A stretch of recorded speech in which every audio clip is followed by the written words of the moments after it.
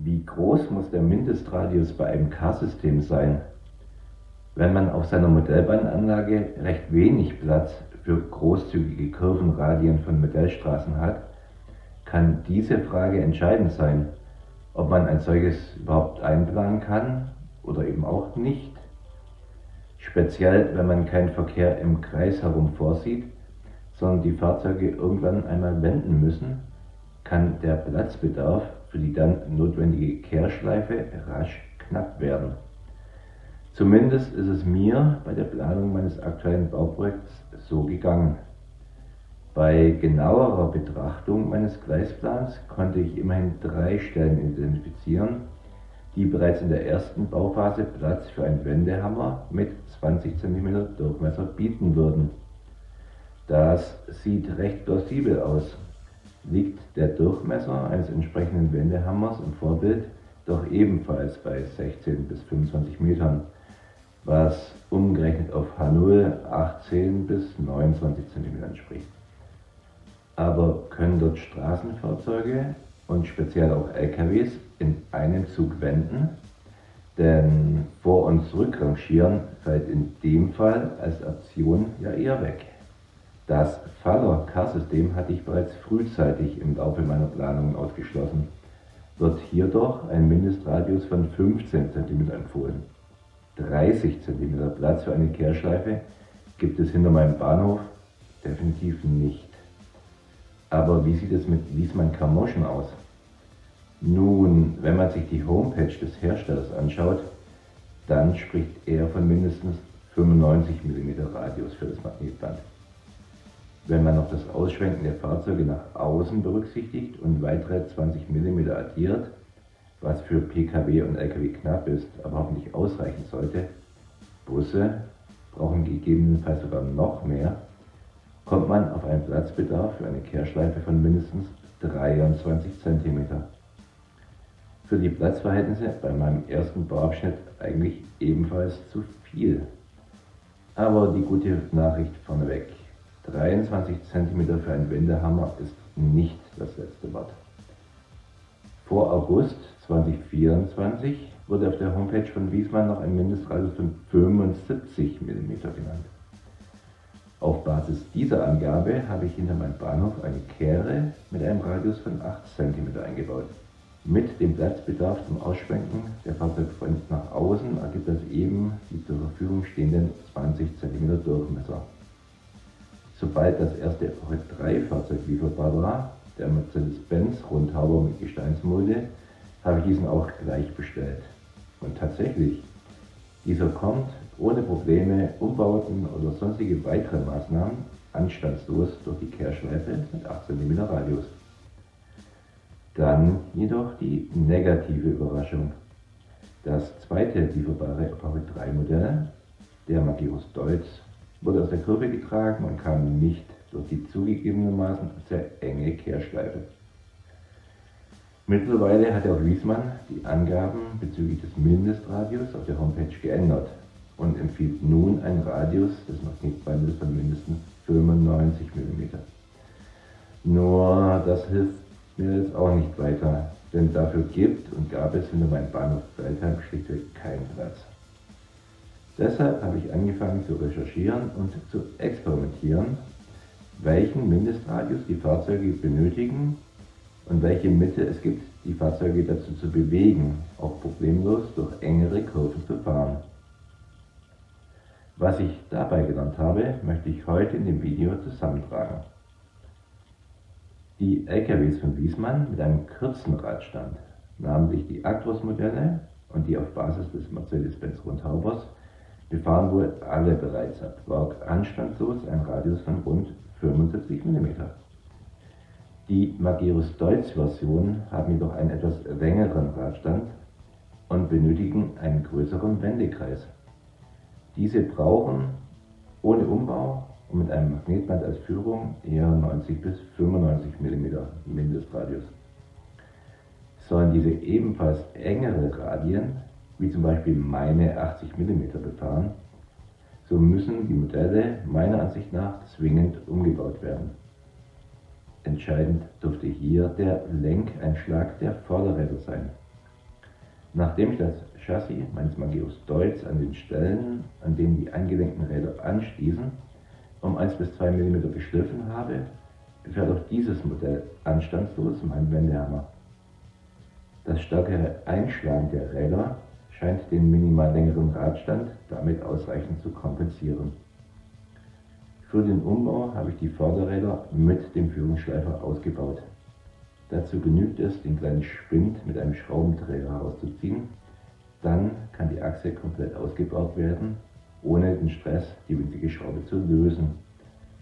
Dann habe ich das Metallchassis des Modells an den 4 Stellen, an denen die Vorderräder beim Einlenken anschlagen können, mit einer Schlüsselfeile deutlich beschliffen.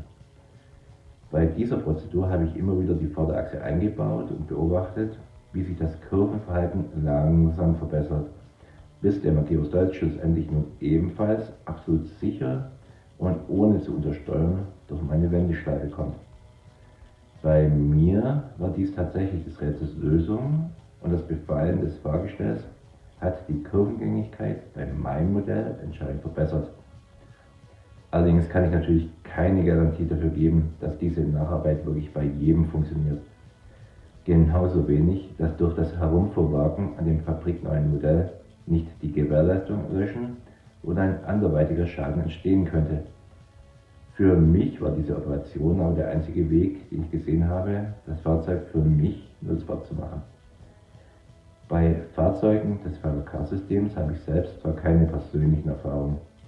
Von Zuschauern habe ich allerdings die Rückmeldung, dass diese ebenfalls, wenn man als Führung keinen Draht, sondern Magnetband verwendet und den Lenkeinschlag optimiert, ebenfalls ähnlich enge Kurvenradien befahren können. Was ebenfalls helfen kann, enge oder sehr enge Kurvenradien zu realisieren, ist es, ein zweites umgedreht polarisiertes Magnetband außen in den Kurven zu verlegen. Dieses soll helfen, den Schleifer, der beginnt die Führung auf dem Magnetband zu verlieren, wieder zurückzudrücken.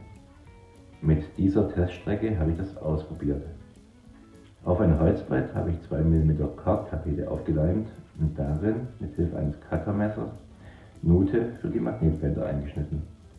In diese Nut habe ich die Magnetbänder mit Holzleim eingeklebt.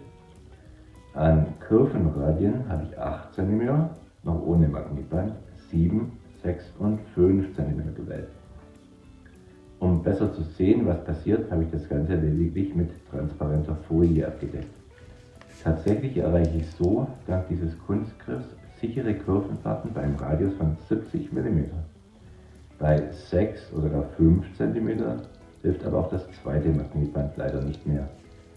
Jedenfalls nicht bei meinem Versuchsaufbau und meinen Fahrzeugen.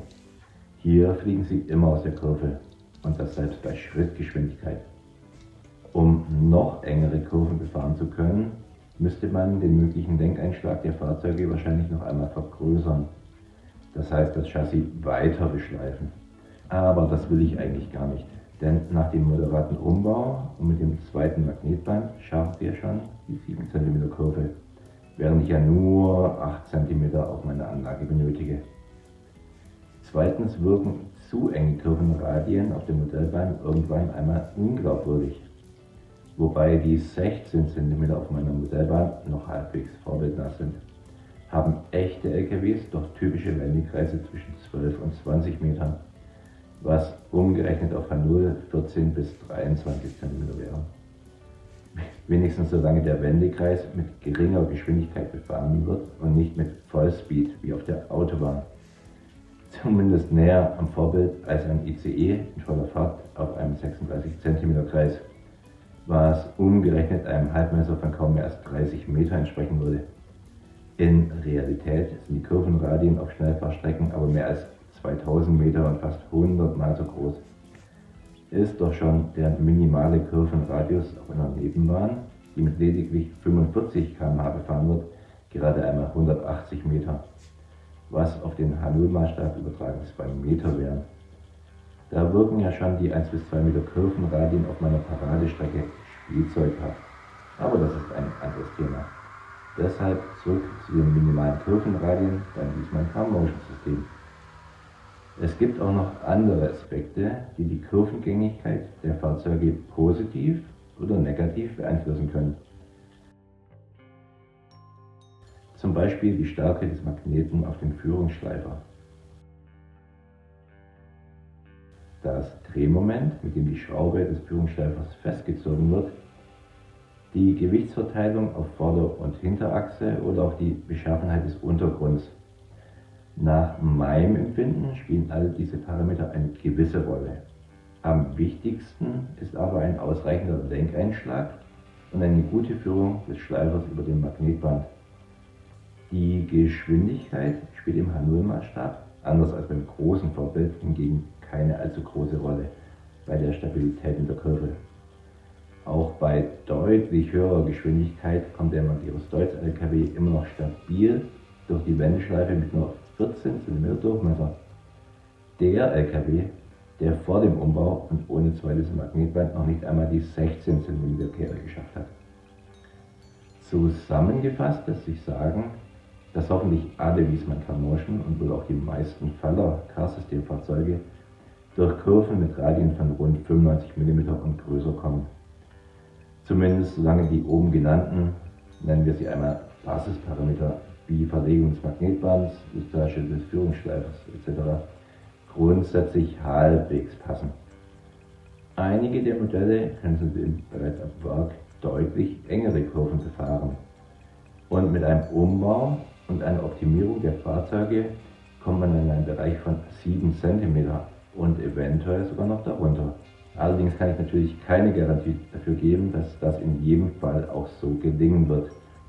Ich jedenfalls bin aber guter Dinge, dass ich mein Wiesmann Car Motion Layout mit den 16 cm Kehrschleifen betriebssicher mit meinen Fahrzeugen betreiben kann. Wenn euch das Video gefallen hat, würde ich mich über einen Daumen hoch sehr freuen. Vielen Dank auch für euren Besuch in meinem Hobbykeller. Und wenn ihr weiter mitverfolgen wollt, wie meine ganz persönliche Modellbahn-Traumanlage entsteht, so lasst gerne ein Abo da und schaut euch ebenfalls die anderen Videos meiner entsprechenden Playliste an, die ich hier rechts verlinke. Ciao und viel euch, euer Jörg alias 1 zu 87 Enthusiast.